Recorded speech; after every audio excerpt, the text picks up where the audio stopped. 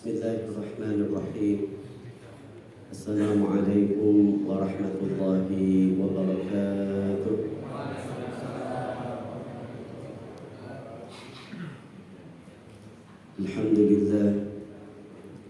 Alhamdulillah wa kafa.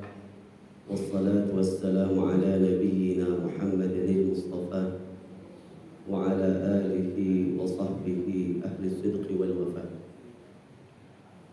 Subhanaka la ilma lana illa ma 'allamtana innaka antal alimul hakim. Rabbana zidna ilman warzuqna fahman birahmatika ya arhamar rahimin. Amma ba'du, hadirin jamaah yang dimuliakan oleh Allah Subhanahu wa taala. Alhamdulillah wa syukru ala ni'amillah. Berkat nikmat dan karunia Allah Subhanahu wa taala, kita bisa dipertemukan kembali di rumah Allah ini, di majelis ilmu ini, juga melaksanakan kewajiban kita yang lain, yaitu melaksanakan salat maghrib, dan kewajiban yang lainnya yaitu talabul ilmi. Mudah-mudahan ini merupakan bentuk syukur kita kepada nikmat yang telah Allah berikan kepada kita, yang mana dengan kita bersyukur terhadap nikmat Allah, mudah-mudahan Allah pun menambah nikmat kepada kita. Amin ya rabbal alamin. Hadirin jamaah dimuliakan oleh Allah Subhanahu wa taala. Insyaallah pada kajian kali ini kita akan mengkaji tentang muqaddimah dalam fikih. Ya. Jadi fikih itu salah satu cabang ilmu yang membahas tentang hukum syariat. Ya. Hukum syariat yang amaliyah, yang diambil ataupun caranya dengan cara ijtihad.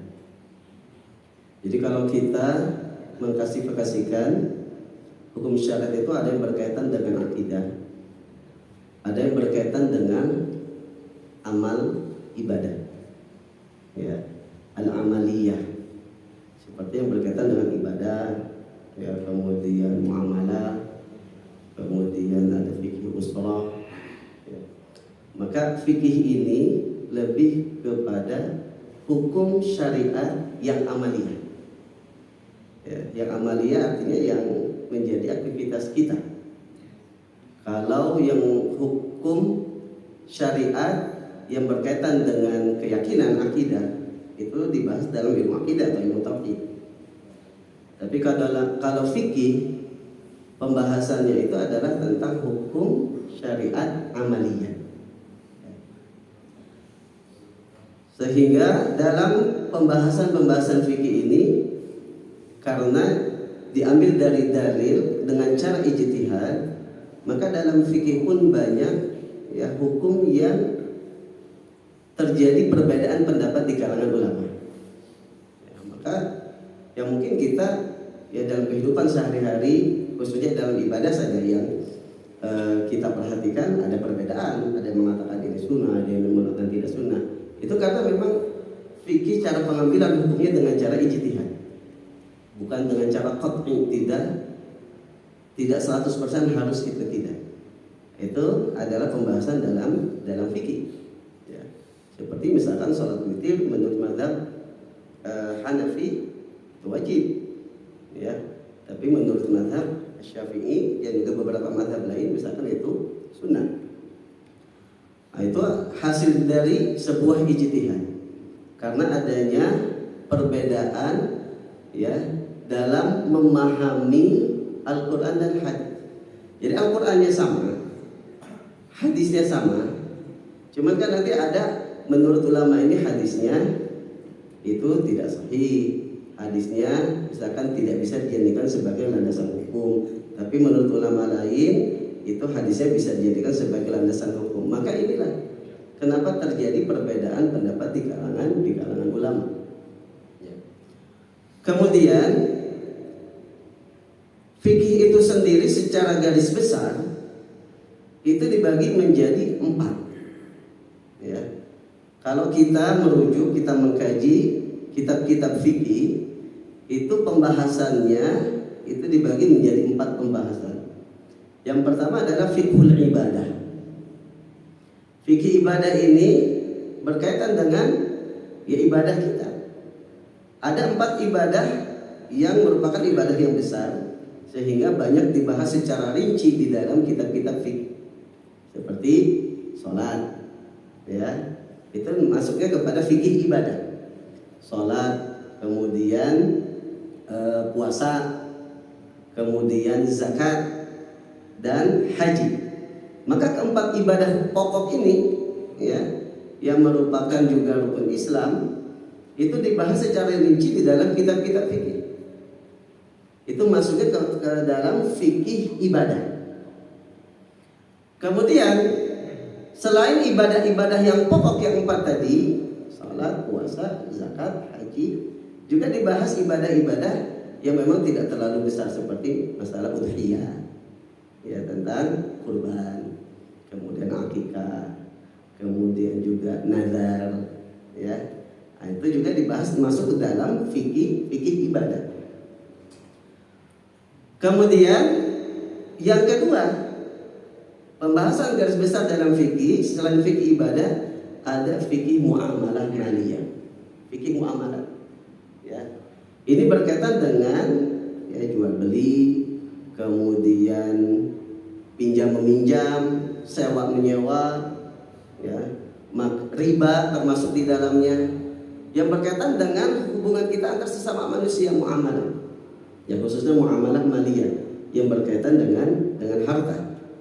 Ya, maka ini masuk kategori kedua, fikih muamalah maliyah. Yang ketiga ada fiqhul usrah. Fiqhul usrah ini berkaitan dengan pernikahan, keluarga, ya. Maka yang dibahas adalah nikah, kemudian rukun-rukunnya apa saja, syaratnya apa saja, kemudian juga yang berkaitan dengan kehidupan rumah tangga, nanti ada tentang talak, ada tentang ila, khulu, zihar, kemudian iddah. Ini masuk dalam fiqhul usrah, fikih keluarga, pembahasan tentang fikih keluarga. Dan yang terakhir, ya, yang terakhir itu adalah fikih yang membahas tentang jinayat. Kemudian hudud. Hudud itu adalah hukuman. Misalkan orang yang berbuat zina, hukumannya apa? Haddus zina. Ya. Kemudian orang yang membunuh, hukumannya apa? Haddul qatl. Hukuman bagi orang yang membunuh. Kemudian orang yang mencuri, hukumannya apa? Disebut haddus sariqah. Orang yang menuduh orang lain berbuat zina, itu ada namanya haddul qadhf. Nah, itu masuk ke dalam kategori yang keempat. Juga dibahas di yang keempat itu selain hudud, had atau hukuman, juga tentang jinayah. Ya, jinayah itu ya kriminal. Seperti kalau misalkan mencuri, kemudian ada istilahnya membunuh, kemudian merampok dan lain sebagainya. Ya. Juga dibahas tentang syahadat. Ya, qadha itu siapa yang harus menjadi qadhi, hakim, syaratnya apa saja, kemudian syahadat, saksi. Nah, maka secara garis besar fikih itu dibagi ke empat ini. Yang pertama adalah berkaitan dengan fikih ibadah, yang kedua berkaitan dengan fikih muamalah maliyah, yang ketiga berkaitan dengan fikih usrah, keluarga, bab nikah dan lain sebagainya. Kemudian yang keempat tentang hudud, had ataupun hukuman, juga jinayat, kriminal, juga tentang qadha ataupun qadhi, hakim, juga tentang syahadat. Nah, maka kalau kita buka kitab-kitab fikih, ada kitab yang memang membahas keempat ini semuanya. Ya, kitab-kitab biasanya yang agak tebal. Ya, maka dibahas tentang fikih ibadah. Di dalamnya diterangkan tentang sholat, puasa, zakat, haji, kemudian kurban, nazar, akikah, juga dengan syarat dan rukunnya. Ada juga yang membahas tentang fikih muamalah, juga dibahas. Fikih usrah juga dibahas. Kemudian fikih hudud, jinayat, qadha juga dibahas.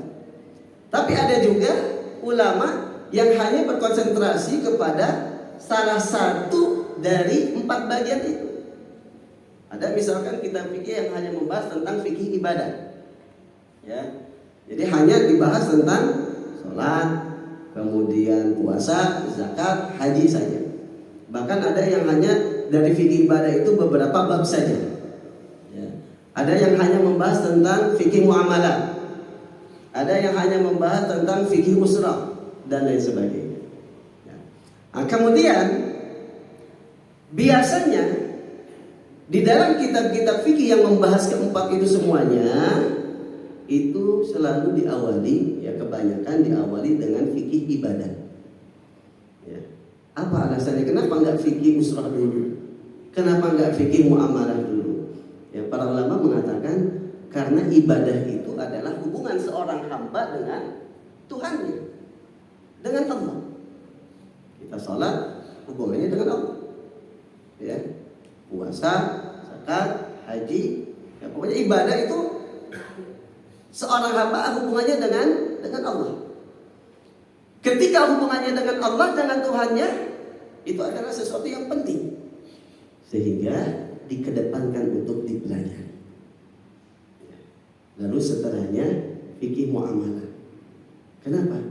Karena kita banyak berinteraksi dengan sesama. Ya, kemarin kajian minggu kemarin kalau salah tentang bab taubat itu, ya, kalau dosa antara seorang hamba dengan sesama itu ada satu syarat tambahan, ya. Kalau dengan Allah itu cuma 3 syarat, ya.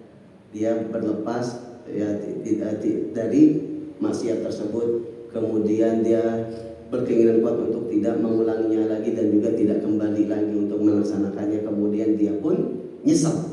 Itu ada 3 syarat kalau dosa kita itu antara diri kita dengan Allah. Tapi kalau sesama manusia ada satu syarat tambahan, an yadhara min haqqi sahibi. Dia harus terbebas dari hak orang yang dia zalimi. Kalau berkaitan dengan materi harus dia tunaikan, harus dia bayar. Ya, hutang misalkan ataupun menzalimi seseorang harus minta maaf. Maka fikih muamalah ini dibahas biasanya di bab yang kedua. Karena interaksi kita dengan sesama manusia mungkin jauh lebih banyak dibandingkan dengan ibadah. Coba, kalau yang wajib kita sholat sehari berapa kali, Pak? 5 kali.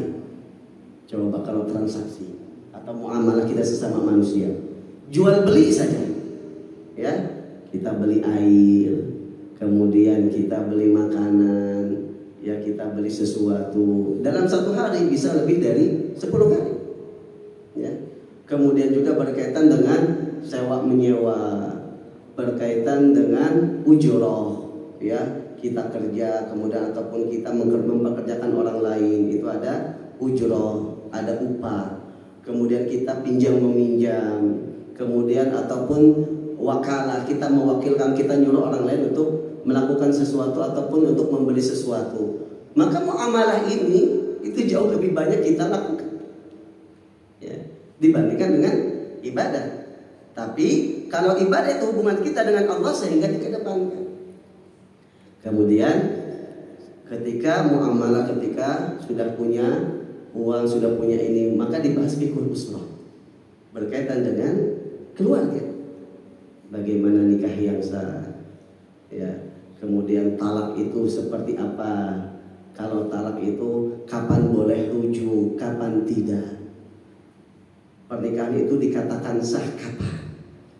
Ya, ini termasuk penting karena berkaitan dengan halal atau tidaknya pasangan suami istri tersebut. Ya. Kalau misalkan pernikahannya tidak sah, kemudian berhubungan suami istri, maka jatuhnya zina. Ya, naudzubillah. Ya.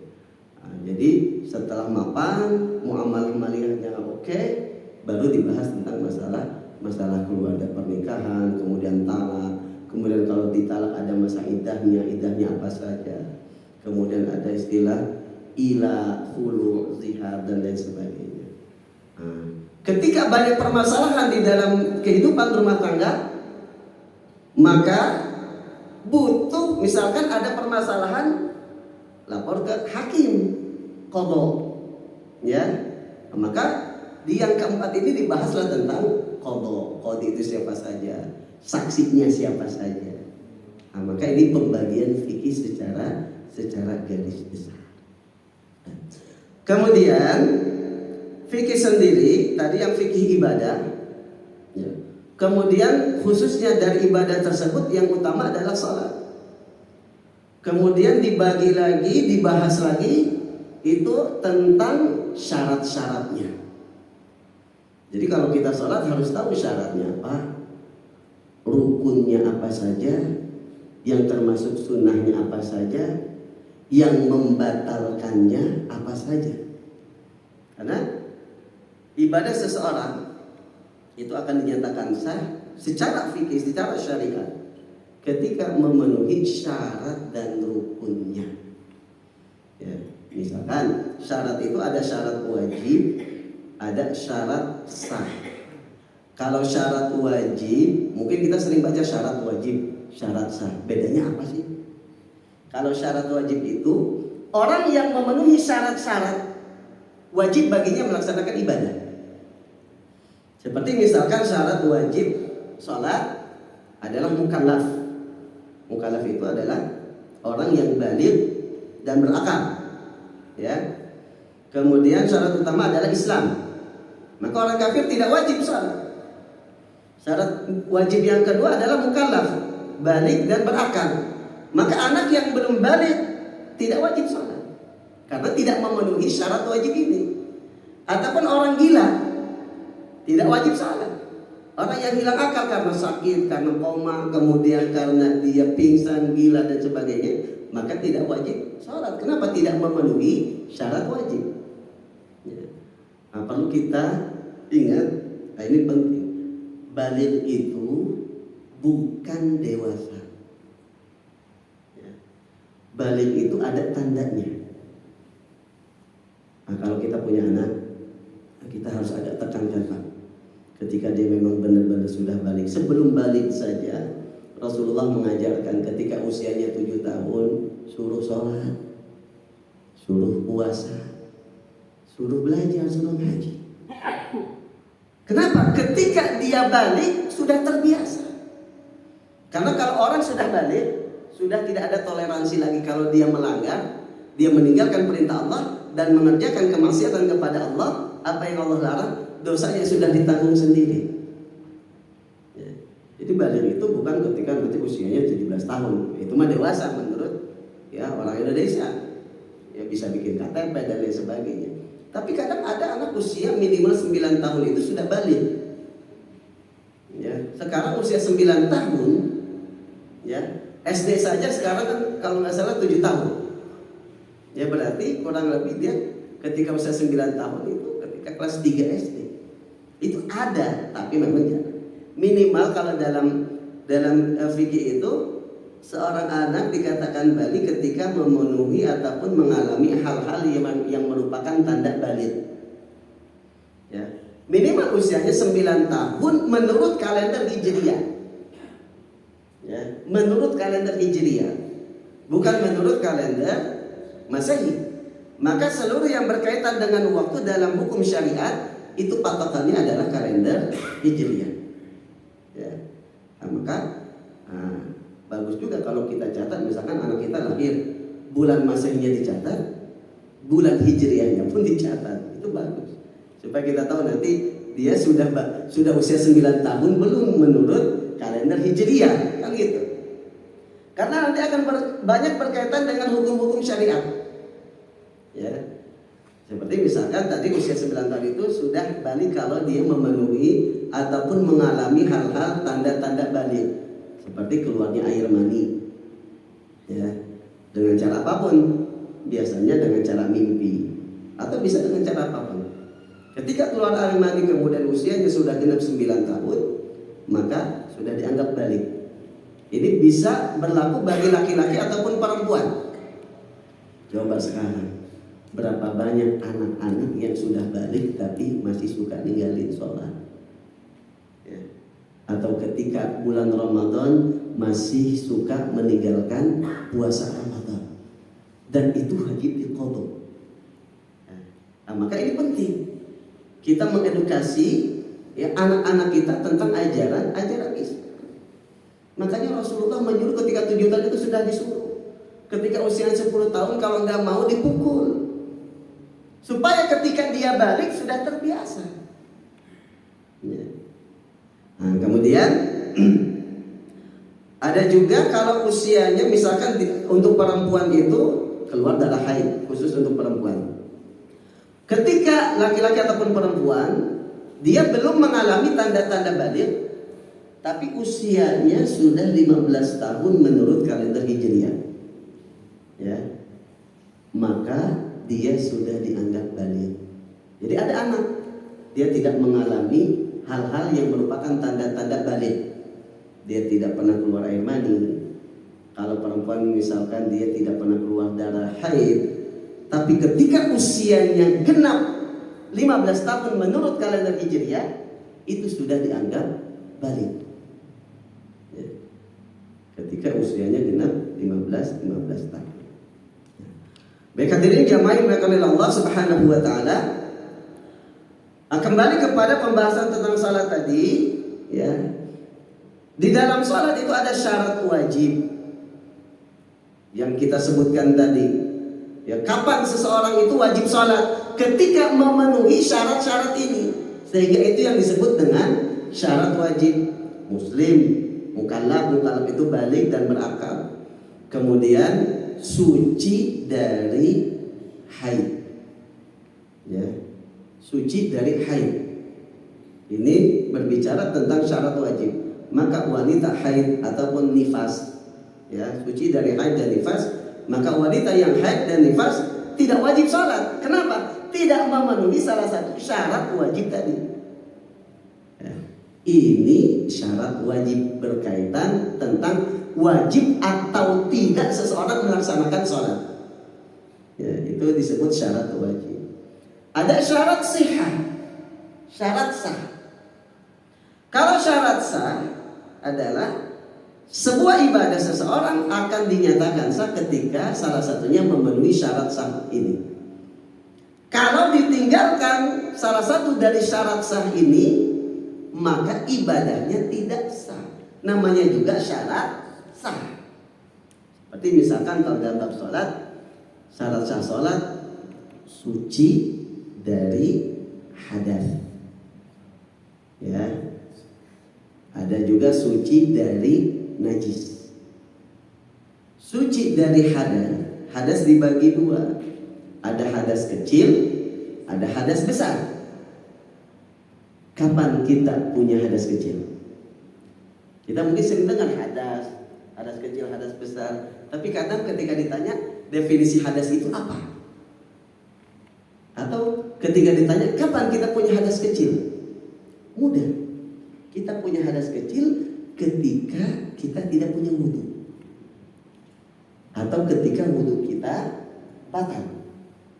Itu disebut hadas kecil. Ya, ya mungkin hampir seluruh jamaah yang hadir di sini dia suci dari hadas, karena mungkin sudah wudu, atau mungkin wudunya tidak batal.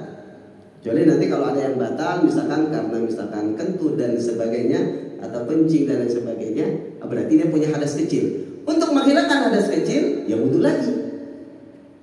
Atau bisa dengan tayamum kalau berhalangan menggunakan air. Ya. Kemudian ada hadas besar.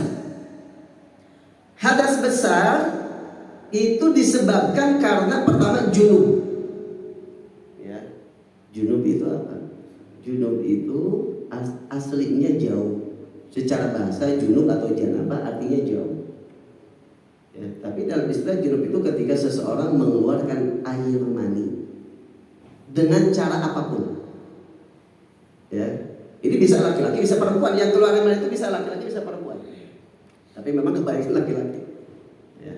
Jadi mengeluarkan air mani dengan cara apapun, entah karena mimpi atau karena sengaja, misalkan naudzubillah onani, atau misalkan ada orang yang melihat wanita yang menggairahkan syahwatnya sampai mengeluarkan air mani misalkan, maka dia punya hadas besar, junub. Ataupun sebab yang kedua, ketika berhubungan suami istri, hubungan intim. Ya, meskipun tidak sampai mengeluarkan air mani. Nah, ini penting. Jadi ketika ada pasangan suami istri, berhubungan suami istri, ya, hubungan intim, kemudian meskipun tidak sampai mengeluarkan air mani, dia dinyatakan junub, maka wajib mandi. Ya, ini yang disebut dengan hadas besar. Jadi hadas besar yang pertama penyebabnya adalah junub. Penyebab junub bisa karena keluar air mani dengan cara apapun, bisa dengan berhubungan intim suami istri meskipun tidak sampai mengeluarkan air mani. Karena dalam hadisnya Rasulullah SAW, idza taqal khitana atau idza taqal khitanani faqad wajaba al-ghuslu. Dalam satu riwayat dikatakan wa illam yunzil. Jadi kata Rasulullah, ketika dua khitan, dua kemaluan laki-laki dan perempuan bertemu, artinya berhubungan intim, maka sudah wajib mandi. Ada tambah riwayat lain mengatakan dengan redaksi wa illam yunzil, meskipun tidak sampai mengeluarkan air mani. Maka kalau hubungan suami istri meskipun tidak mengeluarkan air mani, itu sudah wajib mandi dan dia memiliki hadas besar. Hadirin jamaah yang dimuliakan Allah Subhanahu wa taala, selanjutnya adalah haid. Itu yang menyebabkan hadas besar. Maka wanita haid juga nifas, ya, juga melahirkan. Melahirkan di sini, seorang yang melahirkan itu dia dalam keadaan junub, meskipun dia tidak mengeluarkan darah setelahnya misalnya. Loh, kenapa? Karena para ulama mengatakan bayi yang lahir itu adalah hasil kumpulan dari mani laki-laki dan mani perempuan. Ketika keluar dari kemaluan seorang perempuan, maka perempuan tersebut dianggap mengeluarkan mani, tapi dalam bentuk bayi.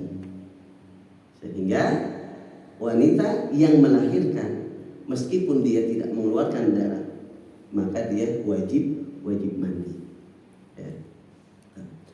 Baik hadirin jamaah yang dimuliakan Allah Subhanahu wa taala, yaitu suci dari hadas. Jadi kalau kita sholat kemudian kita tidak suci dari hadas kecil ataupun hadas besar, maka sholat kita tidak sah. Kenapa? Karena tidak memenuhi syarat sah. Ini yang dimaksud dengan syarat. Kemudian syarat sah selanjutnya, ya, tentang sholat, syarat sah sholat selanjutnya adalah suci dari najis. Apa yang harus suci dari najis? Tubuh kita. Kemudian pakaian yang kita gunakan untuk sholat, dan juga tempat yang kita gunakan untuk sholat. Ketiganya ini, entah tubuh kita, pakaian kita, dan juga tempat yang kita gunakan untuk sholat harus suci dari najis. Maka kalau misalkan di pakaian kita itu ada najis, maka kita sucikan dulu, kita bersihkan dulu, atau kita ganti pakaian tersebut dengan yang suci. Maka bedakan antara suci dengan bersih.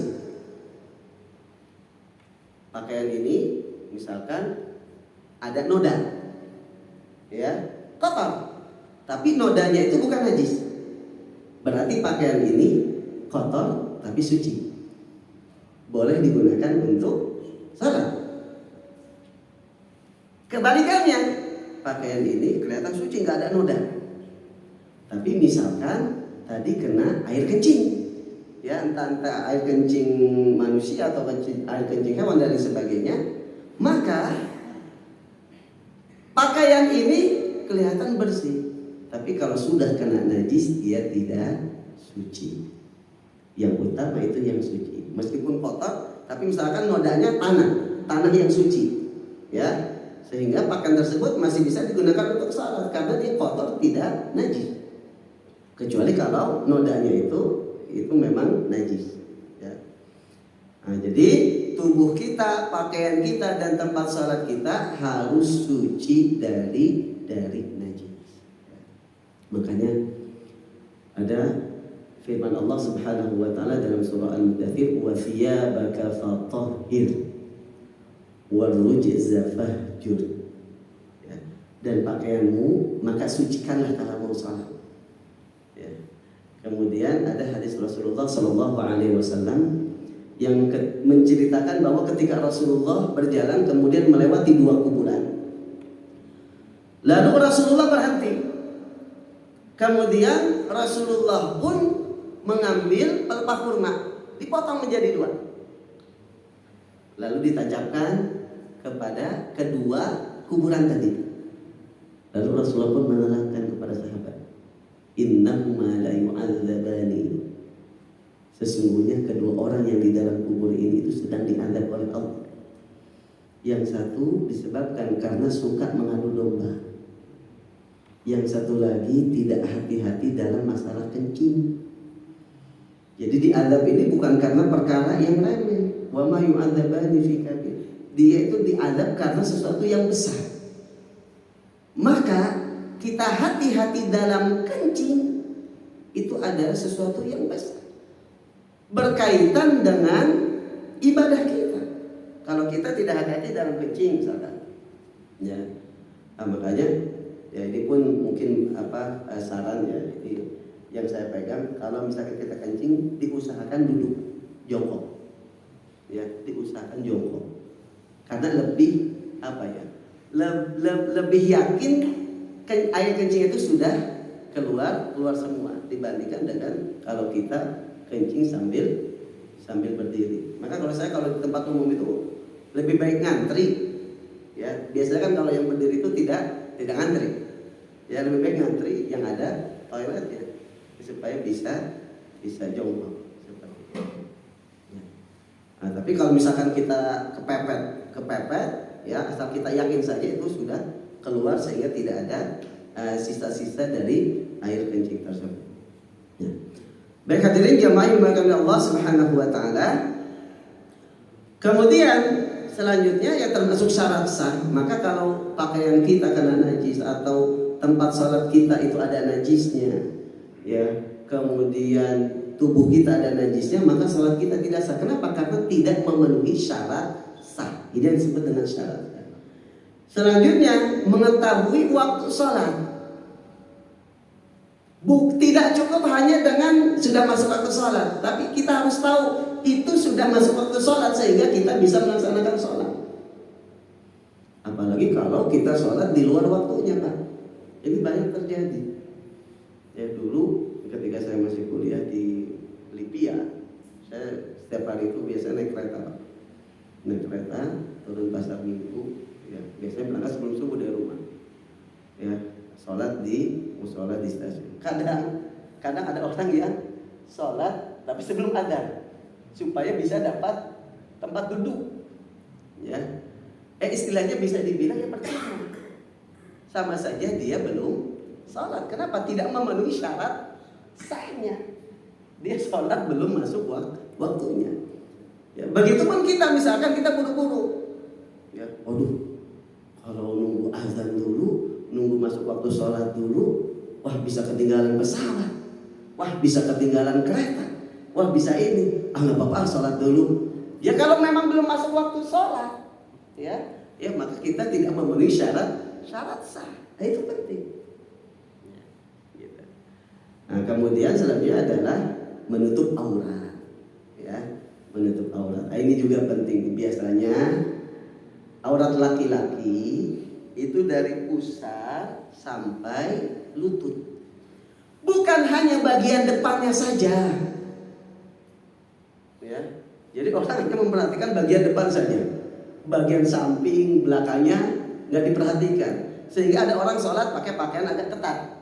Ketika dia ruku atau sujud, maka bagian, ya, lubang celengannya kelihatan, ya, berarti terbuka auratnya. Ini banyak terjadi, Pak. Ya, biasanya masjid-masjid yang pinggir jalan itu karena orang musafir, ya sholat seadanya gitu, ya. Yang lebih baik misalkan dia tutup pakai jaket ya, atau pakai apa, ya. Karena ketika ruku atau sujud bagian ininya kelihatan. Berarti ini sejajar dengan pusar, ya. Sejajar dengan pusar kita, apalagi di bawahnya, ya, mohon maaf, yang ada lubang kayak celengan itu berarti sudah termasuk aurat, ya.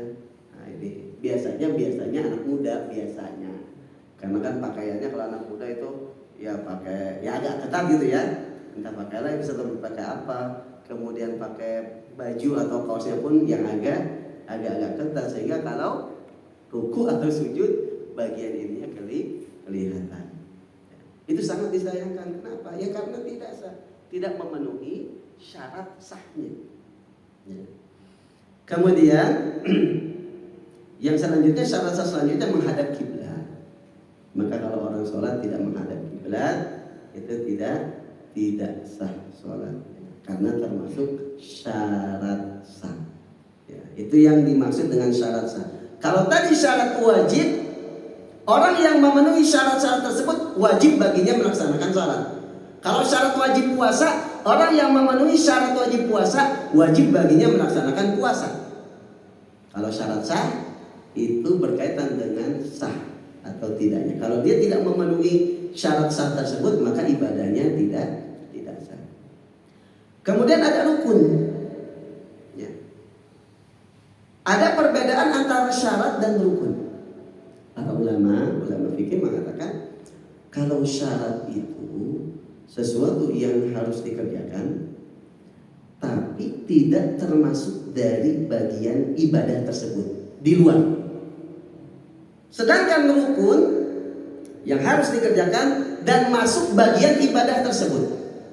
Contoh, kalau syarat sah sholat tadi adalah suci dari hadas. Kita wudu, tapi wudunya sebelum sholat apa pas ketika sholat? Sebelum, maka masuknya syarat. Ya, menutup auratnya ketika sudah Allahu Akbar, Bismillahirrahmanirrahim baru pakai sarung, ya. Atau sebelumnya itu yang dimaksud dengan syarat. Ya. Berbeda dengan rukun. Kalau rukun itu termasuk bagian dari ibadah. Misalkan rukun sholat membaca Fatihah. Kita baca Fatihah sebelum mulai sholat apa pas ketika sudah mulai sholatnya? Sudah mulai sholatnya. Ya, yang termasuk rukun sholat itu takbiratul ihram. Kita takbiratul ihram ketika sudah mulai sholat atau sebelumnya? Ketika sudah mulai sholat. Ya. Nah, maka itu perbedaan antara syarat dan rukun. Adapun yang termasuk rukun sholat, yang pertama itu adalah niat. Ya, niat itu sangat penting. Bahkan Rasulullah dalam sebuah hadisnya menyatakan innamal a'malu binniyah. Lalu para ulama mensyarah hadis ini dengan mengatakan hadis ini merupakan salah satu hadis yang utama dalam ajaran Islam. Loh, kenapa? Karena berkaitan dengan ibadah seseorang. Maka niat ini yang membedakan antara ibadah dan adat. Ya. Wa bin niyyati tatamayyazul ibadatu 'anil 'adah. Dengan niat itu bisa dibedakan mana ibadah, mana adat. Adat itu kebiasaan.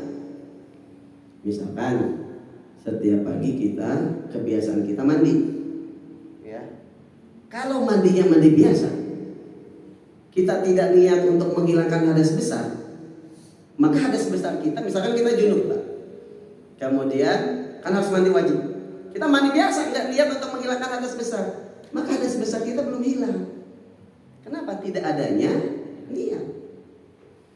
Ataupun ketika sholat, Allahu Akbar kita nggak niat, baca Fatihah, kemudian ruku, i'tidal, sujud, ya. Tapi kita tidak niat untuk sholat, maka tidak dianggap ibadah, tidak dianggap sholat. Makanya para ulama mengatakan dengan niat inilah bisa dibedakan mana adat istiadat kebiasaan, mana yang merupakan ibadah. Ya, makanya ketika kita mandi seperti kebiasaan kita setiap hari, kalau kita niatnya cuma supaya wangi, supaya nggak bau, ya itu yang kita dapatkan. Tapi kalau kita tambahkan niatkan ya Allah mandi ini supaya nggak mengganggu orang lain, supaya ketika kerja itu semangat. Ya kita mendapatkan tambahan pahala. Ya. Seperti hadirnya kita di sini. Ya. Hadirnya kita di sini kalau tujuannya untuk nunggu sholat isya, ya itu yang kita dapatkan. Kita dapat pahala menunggu sholat. Tapi kalau misalkan kita niatkan, oh ada kajian, niat untuk thalabul ilmi juga, kita pun akan mendapatkan pahala dari thalabul ilmi. Makanya innamal a'malu binniyat. Kemudian selanjutnya adalah takbiratul ihram. Ya. Takbiratul ihram itu melafazkan Allahu Akbar. Tapi pas pertama kali memulai salat, ya, makanya Rasulullah mengatakan salat itu dibuka dengan takbiratul ihram dan ditutup dengan salam. Ya. Maka melafazkan Allahu Akbar itu merupakan rukun salat. Ya.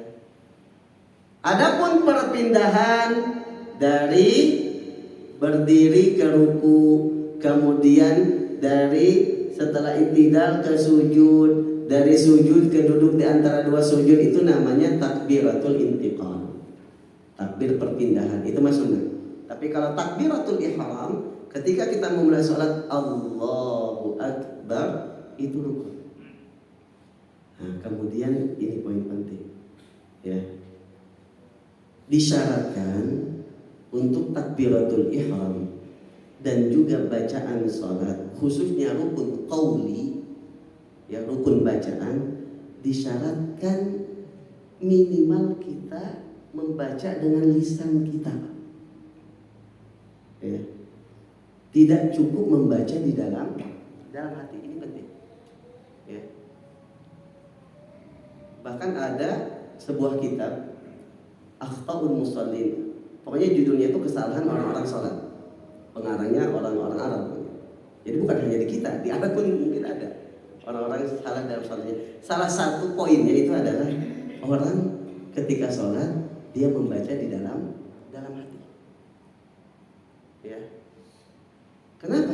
Karena disyaratkan yang namanya membaca itu mulut kita bergerak, lisan kita bergerak. Bahkan ada yang mensyaratkan minimal terdengar oleh telinga kita.